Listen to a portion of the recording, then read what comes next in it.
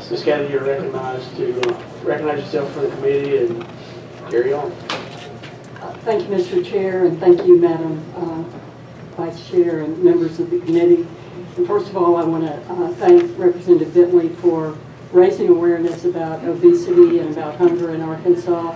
And at some point, I would love to be able to come back and talk to you about those two issues on a different day. But I will specifically address some of the points of this bill that we have issues with. As the chair mentioned, I had the privilege of serving in the House and being co-chair of the Legislative Hunger Caucus, and I'm currently the executive director of the Arkansas Hunger Relief Alliance.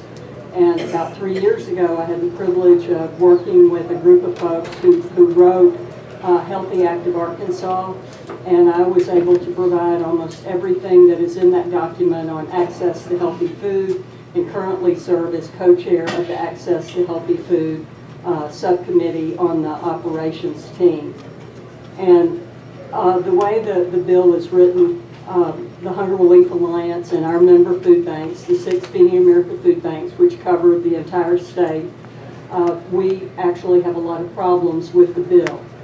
We support and encourage all Arkansans to make healthy food choices, and we do that on a daily basis through programs of the Alliance and programs of the food banks. We have a program like Cooking Matters, which is an evidence-based program that teaches people how to eat healthy and cook healthy. We have a program, Cooking Matters at the Store, which teaches people how to shop for healthy food, particularly if you're on a if you're a low-income person. We have free fresh produce distribution, and we have a variety of other types of nutrition education. But as I mentioned, in the current form, and I did mention this to Representative Bentley before we started, we do not support this bill. And I also want to say that she and I have worked together on other food-related and hunger-related projects, and so I applaud the fact that she's willing to work on those projects, not only for kids and families of her district, but kids and families around the state. Access to nutritious food is not equitable throughout our state. We do have many families who live in food deserts, as one of you all raised that point, and choices are limited for folks in many of these communities. People rely on dollar stores and convenience stores as their primary grocery store because there is not any alternative. And I'd like to say within Healthy Active Arkansas, one of the points in that document is to incentivize retailers to locate in areas of food deserts, and something that we're currently working on. We work with convenience stores to get them to provide more nutritious offerings. But the reality is that not only do we have to provide those nutritious offerings, but we have to educate families on how to use nutritious food. And now I'm not talking about low-income families, I'm talking about all Arkansans. We are sorely lacking in nutrition education in the state, and having nutrition education is another one of the points that's included in Healthy Active Arkansas. So I see this, that there are multiple things that we have to do in order to improve our ratings in both hunger and food deserts. The legislation also says that the federal guidelines on WIC would be used as a basis for DHS to identify healthy foods. And the WIC program, which is an outstanding program, is designed for pregnant women, for infants and children.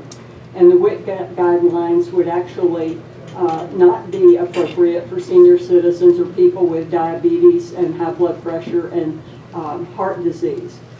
Eating healthy costs more money. Families and individuals who qualify for SNAP are low income, and they make difficult choices. Our Feeding America food banks, who work with over 1,000 pantries all across this state, know that on a daily basis families choose between paying rent and buying food, paying a utility bill and buying food, buying medicine and buying food. Do you take your sick child to the doctor, or do you buy food? Do you have the car repaired so you can get to work, or do you buy food? So we want to do everything we can to work with you all to improve the health of Arkansans, but we feel like this would have a negative impact on the health of many SNAP beneficiaries. And because I didn't know a whole lot of time in advance that I was going to be here today, I just want to say a couple of other things about SNAP. Most people are not on SNAP for an extended period of time. And before the recession in 2007 and 2008, the average length of time that somebody was on SNAP was less than a year. And since that time, it's increased to a little bit over a year, but people, by and large, don't get on SNAP and stay on SNAP. Now, I don't like any abuse of any federal program, but I do want to point out, while we can talk about some instances of abuse, SNAP does have the lowest abuse rate of any federal program. Again, any abuse of a program is too much. And I just want